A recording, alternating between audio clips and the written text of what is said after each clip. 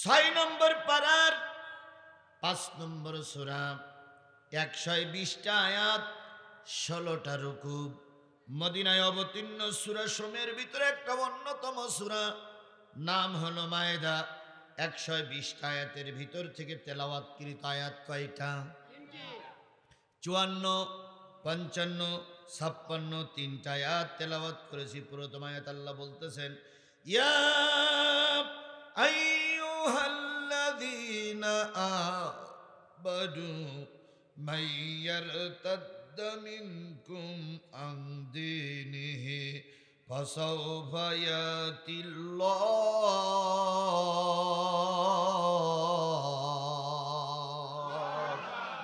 ওহে ঈমানদারেরা, তোমাদের দল, তোমাদের ধর্ম, তোমাদের সংগঠন, তোমাদের দলের থেকে যদি কেউ মারা যায়, অথবা বেরিয়ে যায়, অথবা বিদেশে পাড়ি জমায়, অথবা মৃত্যু কারাদণ্ড হয়ে যায়, অথবা ফাঁসির কাস্টে ঝুলে মারা যায়, মন খারাপ করো না। একজন চলে গেছে, দুঃখ নাই, ওই জায়গায় আমি আল্লাহ পাক আর একটা দল ফিট করে দেব। তোমরা মন খারাপ করো না, তোমরা পথ ছেড়ে দিও না, তোমরা ময়দান ছেড়ে দিও না, তোমরা ময়দানে থাকো। তোমাদের দায়িত্ব ময়দানে থাকার, আর আমার দায়িত্ব তোমাদের সাহায্য করার। জ্বলন্ত প্রমাণ নেন। এখান থেকে 6 মাস আগে এক স্বৈরাচারী সরকার আমাদের দেশে ছিল। কথা বলেন ঠিক না ঠিক? এই স্বৈরাচারীর হটানোর জন্য বাংলাদেশ জাতীয়তাবাদী দল বিএনপি কম চেষ্টা করেনি। মিছিল করেছে, মিটিং করেছে, হরতাল ডেকেছে, জনসভা করেছে, বিভিন্ন জায়গায় সমাবেশ করেছে, সফলতার দ্বার প্রান্তে পৌঁছাতে পারে নাই। বাংলাদেশ জামাত ইসলামী ঢাকা থেকে শুরু করে একবার বিভিন্ন ময়দান পর্যন্ত তারা সবাই চেষ্টা করেছে ময়দান দখল করতে। শেষ পর্যন্ত নেতারা এই মর্মে একত্রিত হয়েছিল, এই পেতনির বাচ্চা না মরা পর্যন্ত দেশে আর কিছু হবে না।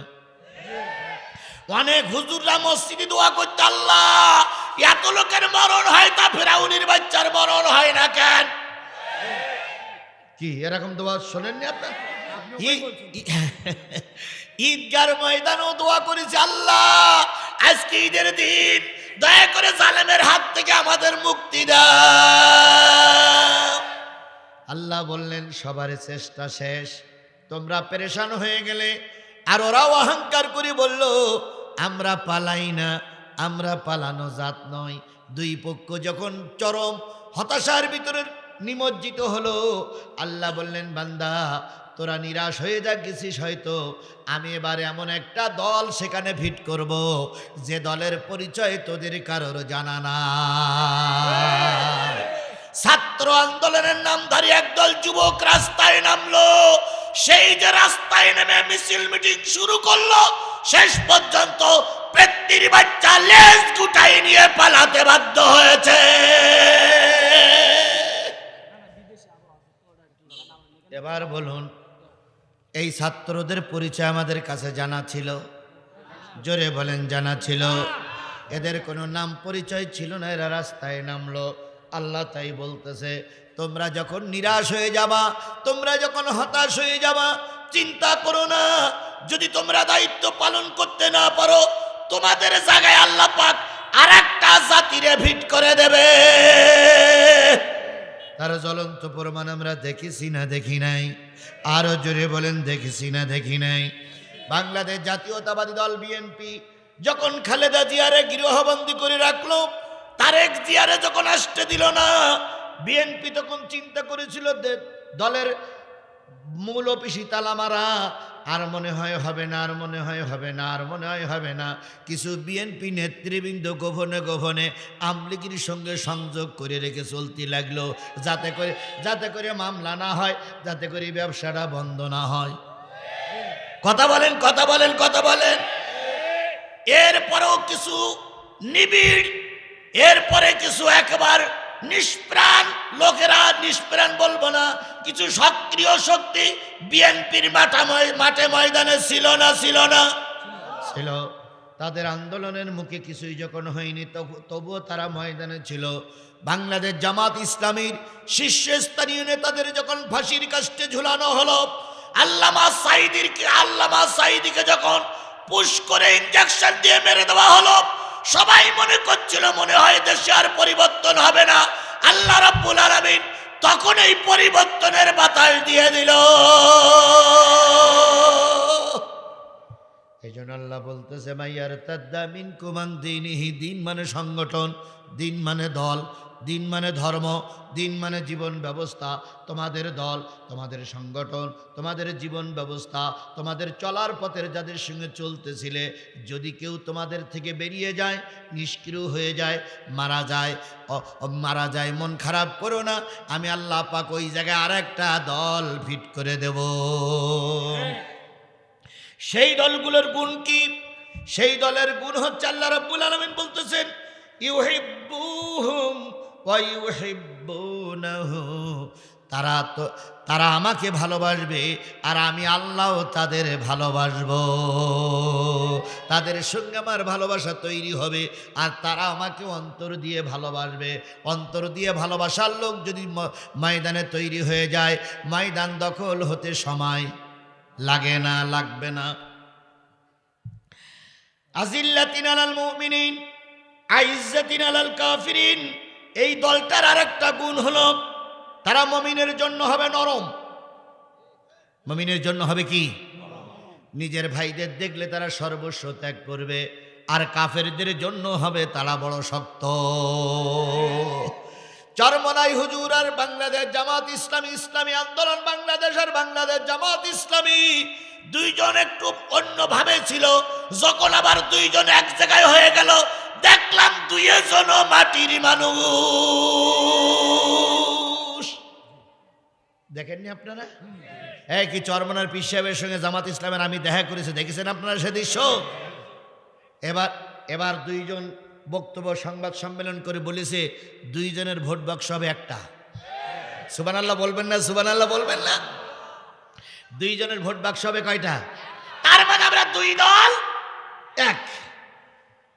এতদিন পর্যন্ত কিছু কিছু লোক আমাদেরকে বলতেন, যখন ধর্মের দাওয়াত দিতাম, ইসলামের দাওয়াত দিতাম, তখন কিছু কিছু মুসলমান বলতো, ও হুজুররা কি করে ইসলামী রাষ্ট্র গঠন করবে?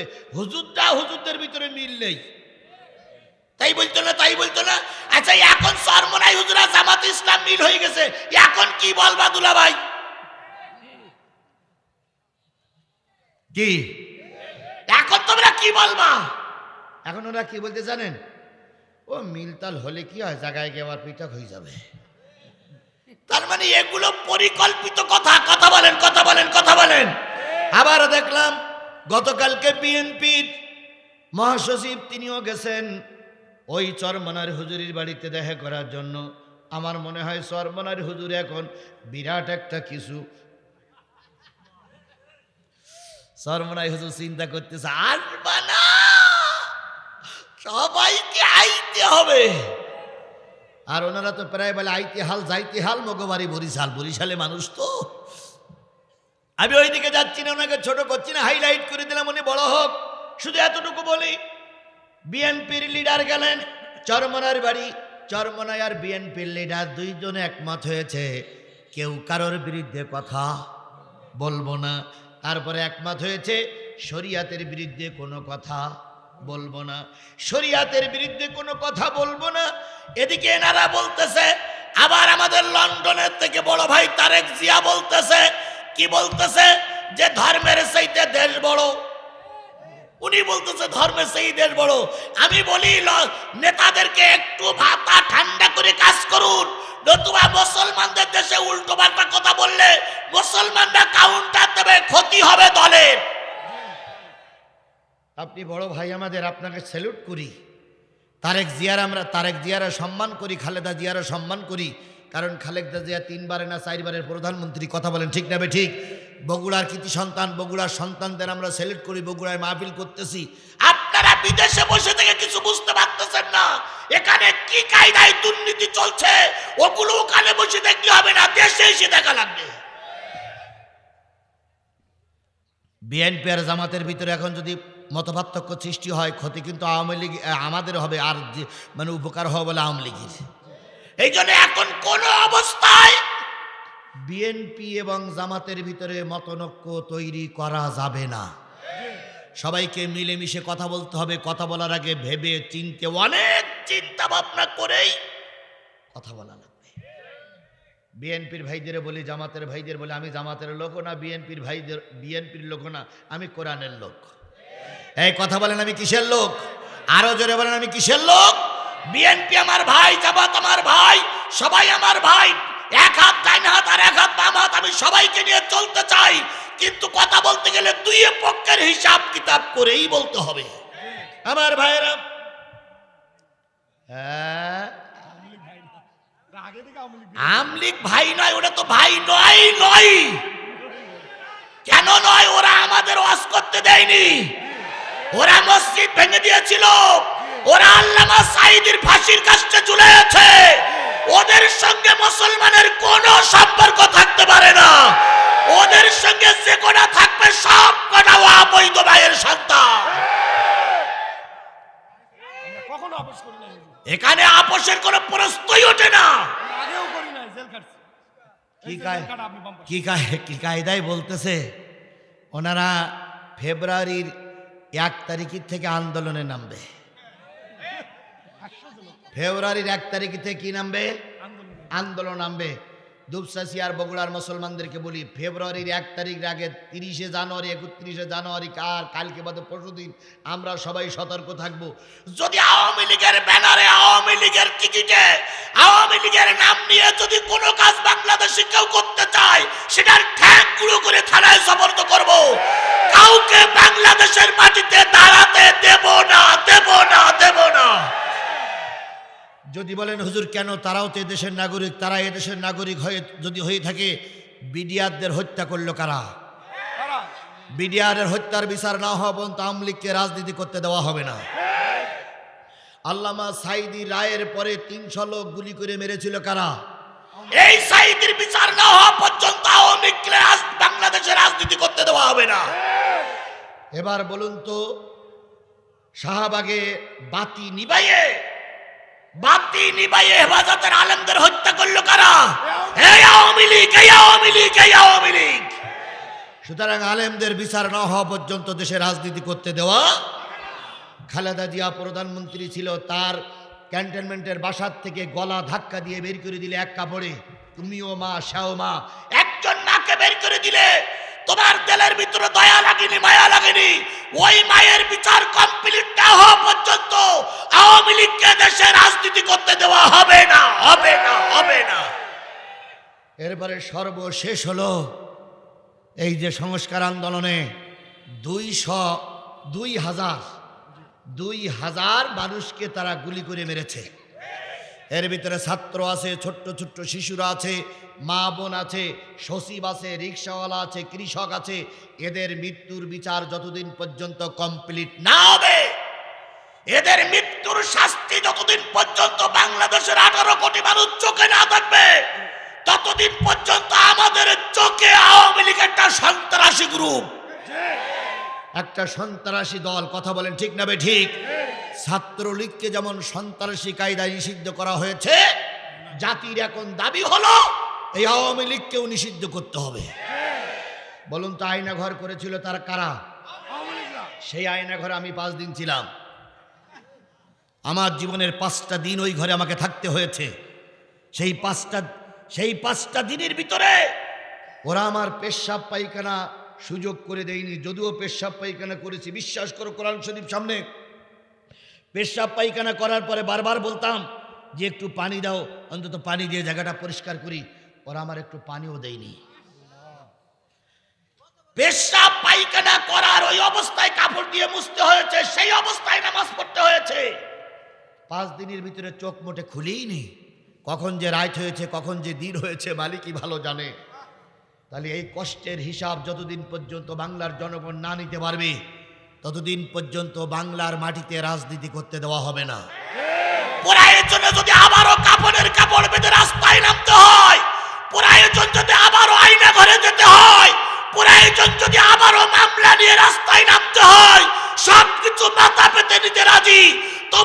আওয়ামী লীগকে রাজপথে দাঁড়াতে দিতে রাজি নয়। কারা কারা রাজি আছেন দুই হাত উঁচু করে আল্লাহরে দেখান।